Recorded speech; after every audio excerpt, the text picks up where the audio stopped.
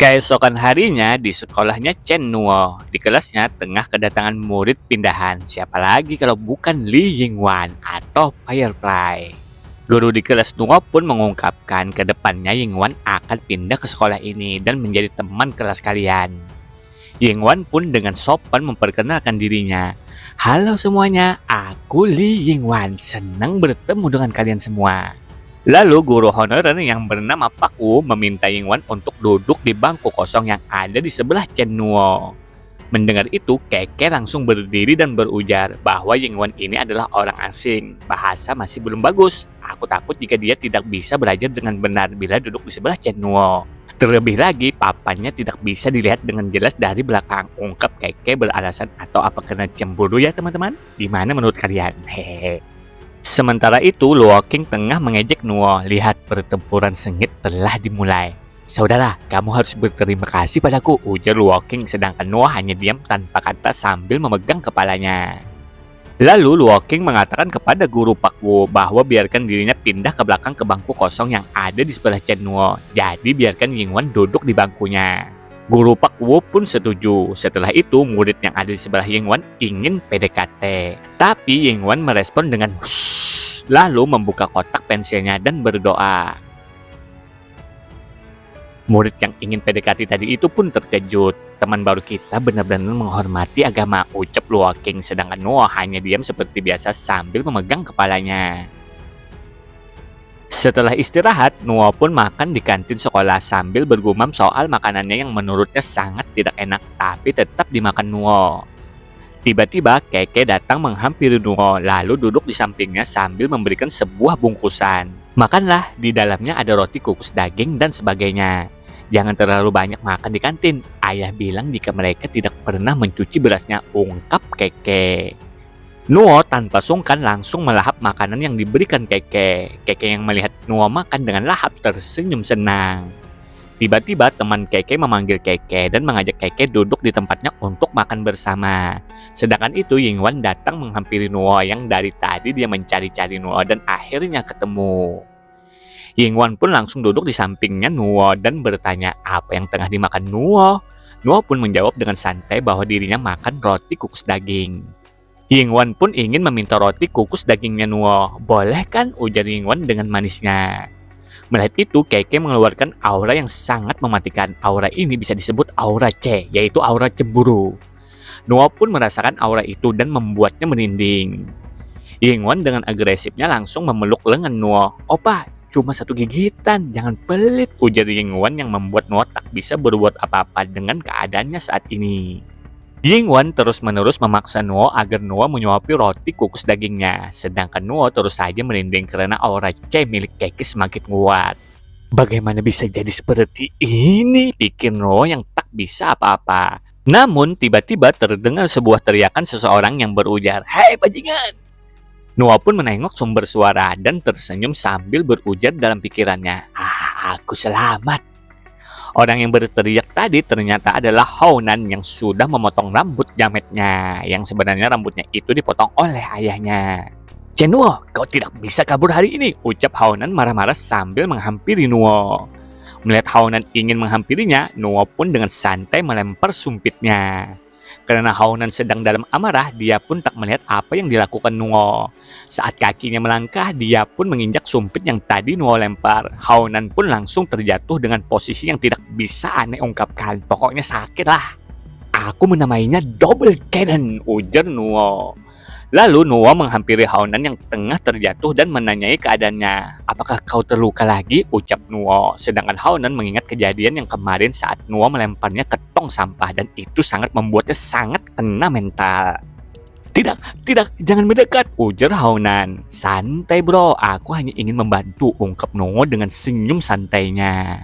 Lalu meraih tangan Haonan dan menggendongnya. Saudara Haonan, jangan takut, aku akan membawamu ke UKS, lanjut Nuo. Sedangkan Haonan berpikir bahwa yang paling penting adalah wajah. Tapi semua orang sudah menertawakanku. Karirku di sekolah sudah berakhir. Lalu di waktu yang sama di sebuah negara, tepatnya di tengah area laut tertentu. Di sana ada Anderson tengah melaporkan bahwa dirinya sudah menemukan mayat si nomor 4 yang dulu pernah sang MC kita lempar ke laut. Anderson pun mengungkapkan bahwa dia sudah melakukan investigasi dan akan mengirimkannya. Menurut Anderson, mereka tidak perlu balas dendam karena si nomor 4 hanyalah gold digger. Masih ada hal lain yang harus kita lakukan. Kita akan mengirim pesan, siapapun yang berani menyentuh kita akan membayar harganya. Lalu para anak buahnya sudah mengangkat mayat si nomor 4. Melihat itu, Anderson berujar, "Dasar lemah." Setelah itu kita kembali ke tempatnya Nuo. "Pak tua, bukannya aku ingin membolos. Suasana di kelas sedang kacau," gumam Nuo yang tengah membolos ingin ke tempat bos botak. Saat berada di pintu gerbang bengkel jual beli kendaraannya bos botak, Nuo terlihat sangat terkejut. Ternyata tempat bengkel jual beli kendaraan bos botak telah diobrak-abrik oleh seseorang. Setelah itu, Nuo pun lalu bertanya kepada seorang penjual di seberang, "Saudara, apakah kau tahu pemilik penjual kendaraan di seberang jalan? Apa yang tengah terjadi?" Sang penjual pun berujar bahwa ada mobil yang menjemputnya. Seseorang seperti menculiknya tadi pagi. Ada yang bilang jika ini ulah bawahan Li Qingshan. Aku tidak tahu dia akan kembali atau tidak.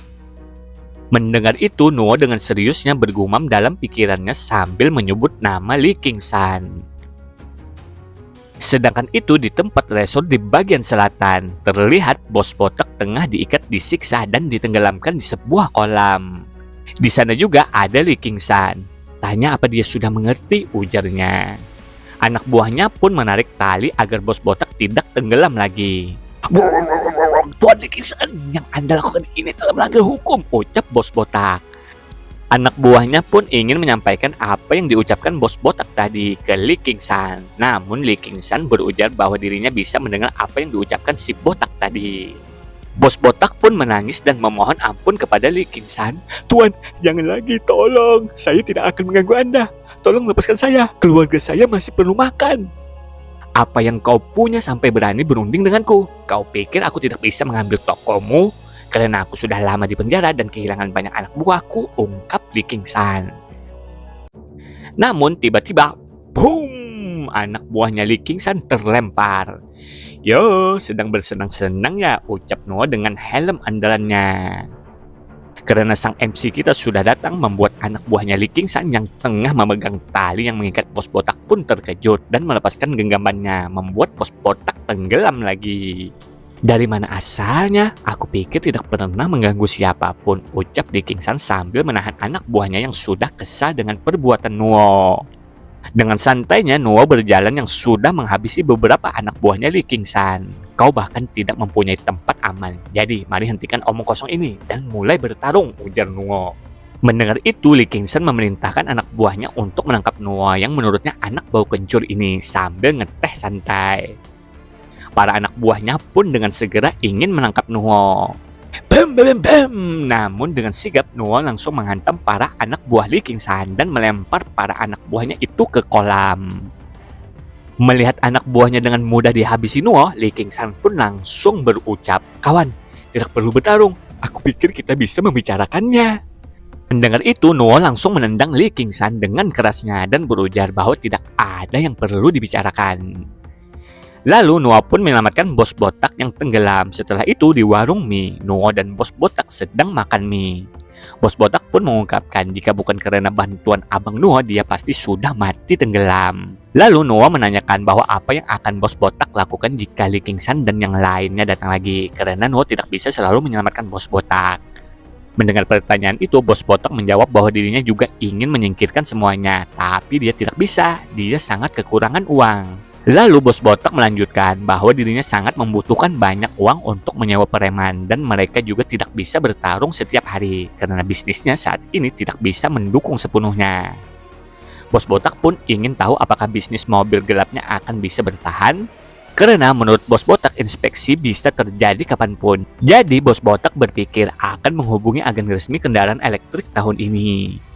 Mendengar penuturan bos botak panjang lebar, Nuo pun berpikir bahwa 2 tahun terakhir ini kendaraan elektrik semakin meningkat. Sepertinya bos botak tidak sepenuhnya bodoh. Dia bisa merencanakan investasi masa depan. Lalu Nuo mengungkapkan kepada bos botak kalau dirinya akan memberikan uang kepadanya sebesar 500.000 yuan. "Bagaimana?" tanya Nuo ke bos botak. Mendengar itu, bos botak sangat senang dan menerimanya dengan sepenuh hati. Dia pun sangat berterima kasih ke Nuo dan mengungkapkan bahwa dia akan menambahkannya dengan tabungan dan itu cukup untuk membeli toko di sebelah dan memanggil agen resmi. Bos botak juga bisa menyewa beberapa bawahan, pasti akan berhasil. Meskipun ini tidak menyingkirkan Dickinson, tapi dia harus berpikir 2 kali jika ingin menyentuhku, ujar bos botak. Mendengar itu, Nuo langsung berucap akan memberikan uangnya besok. Bos botak pun sekali lagi sangat berterima kasih kepada Nuo. Dia mengungkapkan akan berjuang keras untuk bisnis ini. Baiklah, tapi aku tidak membagi uangnya. Aku hanya meminjamkannya. Jika kau punya uang, bayar kembali, ungkap Nuo ke bos botak. Bos botak pun setuju sambil mengungkapkan bahwa abang Nuo ini benar-benar penyelamat. Aku akan melakukan apapun untuk membalas budi. Aku bisa meminjamkan tubuhku. Mendengar itu, Nuo hanya menjawab tidak. Terima kasih. Setelah itu, Shin berganti sepulang sekolah. Terlihat Yingwan sedang didekati oleh seorang murid. Murid itu mengungkapkan bahwa dia dan Yingwan sekelompok dalam kelas biologi hari ini. Murid ini pun memberikan sebuah surat ke Yingwan. Apa kau menyukaiku? Ujar Yingwan. Tanpa pikir panjang lagi, Yingwan langsung merobek suratnya dan lanjut berujar, maaf, tapi aku tidak suka denganmu. Dari kejauhan, Luo Qing dan Keke menyaksikan kejadian itu. Cinta memang buta, ada banyak hati yang terluka di dunia ini. Sun Keke, kamu harus berjuang keras, ujar Luo Qing. Mendengar itu, Keke mengungkapkan bahwa dia hanya pendatang baru, bukan masalah besar. Selain itu, bukankah sebelumnya dia dekat-dekat dengan Chen Nuo? Kenapa sekarang dia menolaknya? Dia tidak tahu, tapi aku tahu, ujar Keke sambil menggoes sepedanya entah kemana. Setelah itu hari sudah gelap, ternyata Keke sudah berada di tempat Nuo dan bos botak. Nuo yang melihat pun bertanya, kamu dari mana? Keke pun menjawab bahwa dia dengar dari ayahnya jika Nuo mendapat kerja paruh waktu. Jadi dia berpikir Nuo akan bolos kelas. Melihat Keke yang berkeringat dan memerah, menurut Nuo dalam pikirannya membutuhkan 1 jam untuk sampai ke sini dan awal musim semi masih sedikit dingin. Lalu Nuo meminta kepada bos botak, bawakan aku jubah sedikit tebal, pinta Nuo. Tentu, jawab bos botak. Saat bos botak lagi mengambil jubah yang dipinta, Nuo pun langsung menggenggam tangan Keke. Apa dingin? Tanya Nuo. Tidak dingin, jawab Keke. Tiba-tiba bos botak muncul. Seketika itu Keke melepas genggaman Nuo karena malu. Jubah Jen, aku belum memakainya. Bahannya tebal dan dipenuhi kapas, ujar bos botak. Nuo pun memperkenalkan Keke ke bos botak bahwa Sun Keke ini adalah putrinya Guru Sun. Dia cantik sekali, ungkap bos botak. Sedangkan dalam pikirannya mengatakan, dengan gadis secantik dia, tidak heran Chen Nuo ingin membantu pak tua itu. Setelah itu, Nuo pun memakaikan jubah yang diberikan bos botak ke Keke. Melihat itu, bos botak berujar bahwa dirinya masih sibuk, jadi dia mau masuk dulu. Lalu Nuo mengatakan bahwa dirinya akan mengantar Keke sambil mencubit pipi Keke. Keke hanya menjawab dengan huruf UHM plus tanda seru. Nuo pun segera mengantar Keke pulang ke rumah berboncengan menggunakan sepeda. Sementara itu di rumah Li Yingwan, ibunya Yingwan pun baru pulang dari kantornya. Oh iya, nama ibunya Yingwan ini adalah Jiang Yingji. Saat memasuki rumah, terlihat ibunya Yingwan sangat kelelahan. Dia pun berpikir meskipun aku mendapatkan perusahaan suamiku, aku masih kesulitan mengaturnya. Aku harus menyingkirkan sisi lemahku sebagai wanita dan menjadi kuat. Tiba-tiba sebuah suara memanggil nama ibunya Yingwan. Ibunya Yingwan pun terkejut dan bertanya, siapa kau? Kau bisa memanggilku Anderson. Tujuanku datang kemari hanya untuk menanyakan beberapa hal. Tidak peduli siapa kau, pergi dari rumahku, atau aku akan memanggil polisi, ucap Jiang Yingji. Sepertinya kau tidak bisa bekerja sama, ujar Anderson sambil mengeluarkan sebuah suntikan. Lalu Anderson lanjut berujar, aku punya banyak cara untuk memberitahukan apa yang terjadi, jangan sampai tersinggung. Terlihat dari belakang ibunya Yingwan ada sesosok orang dan tiba-tiba menangkapnya. Jangan khawatir, ini tidak akan sakit, ujar wanita yang sedang mendekap ibunya Yingwan. Setelah itu 1 jam kemudian, Anderson dan wanita yang belum diketahui namanya ini sudah mengetahui semua informasi yang mereka inginkan dari ibunya Yingwan. Mereka pun tak menduga orang yang menyelamatkan keluarga Jiang Yingji adalah seorang pria muda dan putrinya pergi ke luar negeri untuk menemuinya. Lalu soal Sung Sengli yang menjadi target warisan ternyata guru di sekolah itu.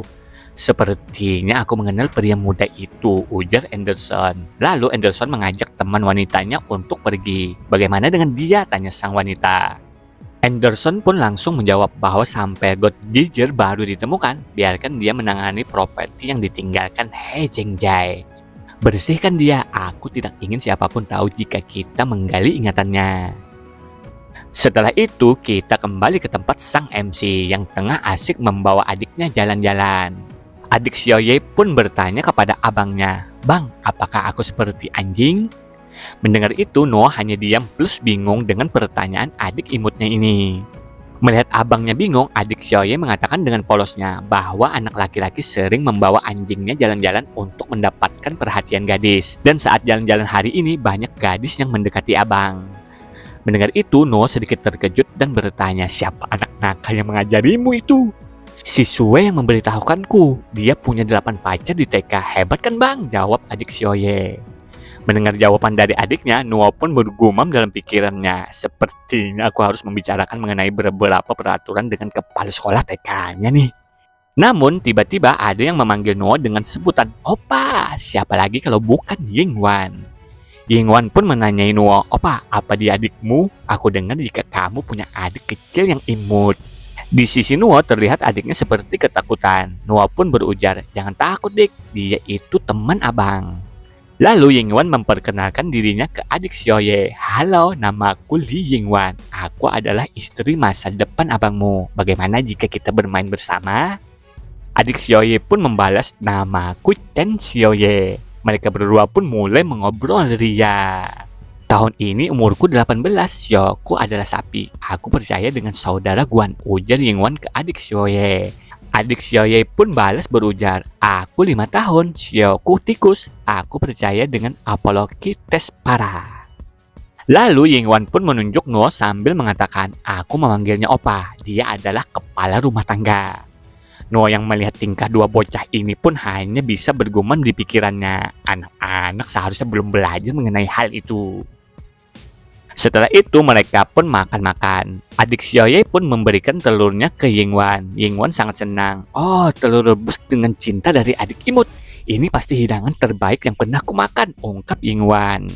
Lalu Yingwan menatap Noah sambil mengatakan, "Oh ya opa, sebelumnya kamu menyuruhku latihan logat dan pelafalan kan? Dan aku sudah berlatih dengan baik." Cepat sekali, pikir Noah saat mendengar penuturan Yingwan. Lalu Noah berucap, "Cobalah, aku akan mendengarkan." "Baiklah, kamu tahu aku belajar tanpa tidur dan makan," ungkap Yingwan dengan semangatnya. Yingwan pun langsung melafalkan sebuah kalimat yang sudah dia pelajari yang berbunyi, "Menguasai meja putih dan menghancurkan gerbang utara." Mendengar itu, adik Xiaoye menyadari pelafalannya kakak Yingwan ada yang salah. Bagaimana bisa salah? Aku berlatih dengan sungguh-sungguh, ungkap Yingwan. "Beritahu dia yang benar, dik," ujar Noah meminta ke adiknya. Dengan segera adik Xiaoye melafalkan kalimat yang berbunyi, 800 tentara pergi menuju utara, menghancurkan barisan pasukan. Mendengar itu, Yingwan sangat terkejut. "Tunggu, apa kamu membaca semuanya?" tanya Yingwan. "Abang yang mengajarkannya," jawab adik Xiaoye. Aku tidak bohong padamu. Adik Xiaoye, bacakan paragraf lain untuk abang," ucap Noah. Adik Xiaoye pun membacakannya, membuat Yingwan tak berdaya mendengarnya. Setelah itu, Yingwan dijemput untuk pulang. Noah pun berujar, "Ingatlah, jangan datang padaku jika belum berlatih dengan benar." Mobil yang menjemput Yingwan pun mulai pergi. Seharusnya untuk sekarang tidak ada masalah, lanjut Noah lega. Lalu tiba-tiba Noah merasakan ada yang tengah mengawasi. Seseorang dengan kode nama Alpha plus teropongnya melapor bahwa Li Yingwan pergi dan target menuju ke atas. Tidak ada yang aneh. "Alpha, tetap awasi dia dan tinggalkan Li Yingwan. Target kita adalah anak muda itu." Sementara itu di sebuah mobil hitam, gadis bersama Anderson menanyakan apakah Anderson yakin Chen Nuo adalah anak yang muncul di negara N. Mungkinkah kita salah orang? Mendengar itu, Anderson menjawab, "Tebakanku pasti tidak salah. Malam ini kita akan mencoba menangkapnya. Tidak peduli dia terhubung dengan organisasi kita atau tidak, tangkap dan interogasi dia." Lalu gadis bersama Anderson mengungkapkan bahwa dokter ada di pintu belakang dan kita pada arah pukul 6. "Apa kau ingin melakukannya sekarang?" Anderson pun berujar, siapkan dokter dan Cita. Jaga-jaga jika Chenua kabur, kita akan melakukannya dalam 5 menit. Sang gadis pun melaporkan ke Alpha dengan alat komunikasinya bahwa Alpha akan bergerak dalam 5 menit. Tiba-tiba sang gadis terkejut. Maaf, Alpha yang kau sebutkan sedang tidak tersedia, ucap Nuo lewat komunikasi yang sudah dia rebut. Terlihat juga orang yang bernama Alpha sudah dikalahkan Nuo. Cepatlah kemari, aku tidak punya banyak waktu. Aku harus pulang dan cuci piring, lanjut Nuo. Lalu Alpha yang lagi diinjak Nuo berujar, kau akan tamat jika berani macam-macam dengan Abyss. Mendengar ocehan Alpha, Nuo langsung menginjaknya lagi dengan kuat. Ayam lemah tidak boleh memegang yang kuat. Lepaskan dia, ucap Anderson CS datang. Kalau aku tidak mau, bagaimana? Ujar Nuo. Mendengar itu, Anderson langsung menghubungi Cita dan memerintahkan untuk menangkap adiknya Nuo. Oke bro, jawabnya, yang ternyata Cita sudah berada di atap rumahnya Nuo dan mulai merayap untuk menangkap adiknya Nuo yang tengah asik menonton TV menunggu sang abang. Apa kau mengancamku, Anderson? Kalian membuat keputusan buruk, ucap Nuo yang langsung menghabisi Alpha. Melihat Nuo menghabisi temannya, Anderson pun langsung menghubungi Cita dan memerintahkan untuk menghabisi adiknya Nuo karena nyawa harus dibalas nyawa. Tapi sayang, Nuo langsung menggunakan skill satunya dari jarak jauh dan membuat Cita tidak bisa bergerak. Nuo pun lalu menarik tubuh Cita dan mencekiknya. Seketika itu Cita tewas. Double kill. Anderson pun tak menyangka Nuo mempunyai kemampuan yang bisa menangkap Cita dari jarak 20 meter lebih. Dia pun meminta sang gadis untuk mengganggu kemampuan Nuo. Segera sang gadis ini pun menggunakan skillnya yang disebut Mental Shock. Namun Nuo membalas serangan dari sang gadis itu dan langsung membuatnya berteriak sekaligus tewas. Triple kill. Melihat teman-temannya satu persatu dihabisi, Anderson pun tak tinggal diam dan langsung menyerang Nuo dengan pisau kecilnya. Nuo dengan santai menghindarinya. Tunggu sebentar, kau yang terakhir, ujar Nuo ke Anderson. Sedangkan dokter tengah melemparkan pisaunya menyerang Nuo, tapi sayang dengan mudahnya dihindari Nuo.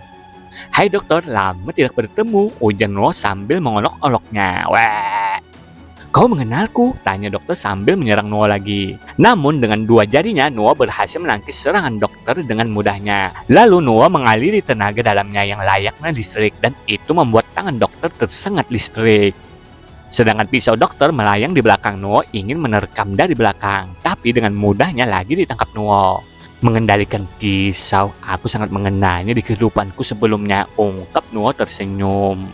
Nuo pun lalu memutar-mutarkan pisaunya dan langsung menusukkannya ke dokter. Maniac. Sekarang giliranmu, Anderson, ujar Nuo dengan santainya. Anderson pun menyadari Nuo ini bukan orang sembarangan dan langsung melemparkan senjata yang seperti jarum.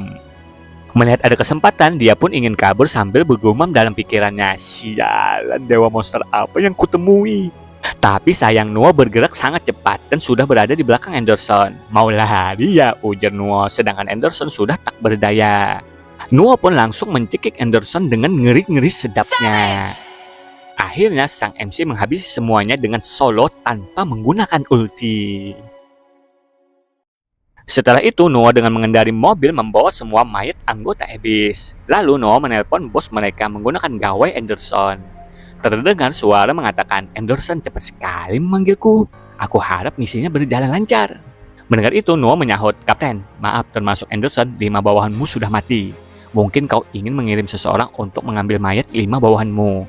Jangan lupa lakukan dengan bersih, ujar Nuo sambil menenggelamkan mobil yang ada 5 bawahannya sang kapten di sebuah danau. Lalu Nuo lanjut mengatakan, atau kau kirim semua orangmu dari Asia Timur kemari. Sementara itu di suatu tempat di Kepulauan Virginia, di sana ada sang kapten menanyai tentang diri sang MC. Sang MC kita pun menjawab bahwa dia adalah Yama. Setelah itu Nuo pulang ke rumah sambil menggendong adiknya dan berpikir, menurut Nuo kapten kehilangan banyak bawahannya, jadi seharusnya untuk sementara dia tidak akan berulah. Jadi selama 2 hari Nuo akan bersama adiknya dan menjaganya. Lalu Nuo pun ke kamar mandi membersihkan diri. Ternyata Nuo mendapatkan luka di punggungnya. Ini masih jauh dari kekuatanku sebelumnya. Jika aku terlalu banyak menggunakan kekuatan, aku akan terkena timbal baliknya. Tapi pemulihannya lebih cepat dari yang kukira. Aku tidak tahu sekarang berada di level berapa. Lupakan saja. Harusnya kekuatanku yang sebenarnya berada di luar jangkauan mereka. Aku akan menganggapnya sebagai gangguan kecil dari kehidupan sebelumnya, ungkap Noah sambil tersenyum. Singkat cerita, waktu istirahat setelah 2 hari. Terlihat Noah tertidur di kelas dan Yingwan memanggilnya. Noah pun bangun, ternyata Yingwan membawakan Noah sup ayam. Namun Noah tidak selera untuk makan, tapi namanya juga Yingwan, dia terus saja memaksa Noah untuk memakan sup ayamnya. Ibu bilang jika kita terkena demam, kita harus minum sup ayam, ujar Yingwan yang ingin menyuapi Nuo. Lalu Yingwan menanyakan kepada Nuo, "Opa, mau makan apa malam ini? Aku akan memberikannya. Bagaimana dengan sup ikan tahu?" ucap Yingwan.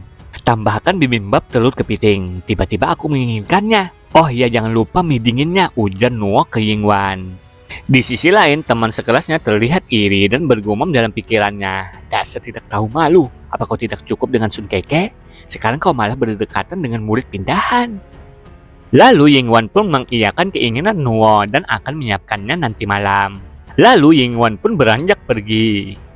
Setelah itu Keke menghampiri Nuo. "Ambillah, aku dengar kamu batuk-batuk di kelas. Bisa jadi sebentar lagi kamu terkena demam. Pakailah baju yang lebih tebal," ucap Keke sambil memberikan bungkusan yang ada bajunya. Nuo pun segera membukanya. "Keke, kamu mengambil sweater Pak Tua Sun ya? Apa dia tahu?" tanya Nuo yang menyadari baju yang dikasih Keke adalah baju ayahnya Keke. Keke pun menjawab bahwa ayahnya sedang tidur di rumah. Jadi menurut Keke, ayahnya tidak tahu jika satu bajunya menghilang. "Ayo cepat pakai," pinta Keke. Sedangkan dalam pikirannya Nuo bergumam bahwa sweater ini sangat jelek. Melihat Nuo seperti tidak ingin memakainya, Keke langsung berujar bahwa tadi dia melihat Nuo baru saja meminum sup ayam dari Yingwan. "Hehehe, akan kupakai," ucap Nuo yang seperti biasa tidak berdaya kalau menghadapi para gadis yang tengah bersaing. Setelah memakai sweaternya, Nuo pun mengungkapkan kepada Keke dia akan izin beberapa hari. Berdasarkan garis waktu, sekarang waktunya beraksi lagi, pikir Nuo. Setelah itu Nuo menjelaskan kepada Keke kenapa dia minta izin beberapa hari. Karena saudara Le atau bos botak sedang membeli beberapa mobil dan berunding dengan agen resmi. Aku ingin pergi bersamanya untuk membahas masalah ke depan. "Oh, perjalanan bisnis ya," ucap Keke paham dan terlihat khawatir. "Jangan khawatir, cuma 3-4 hari saja. Dan saat aku kembali, aku akan mentraktirmu," ungkap Nuo sambil mengelus kepala Keke lembut. 20 Maret tahun 2001, ibu kota Nepal, Kathmandu.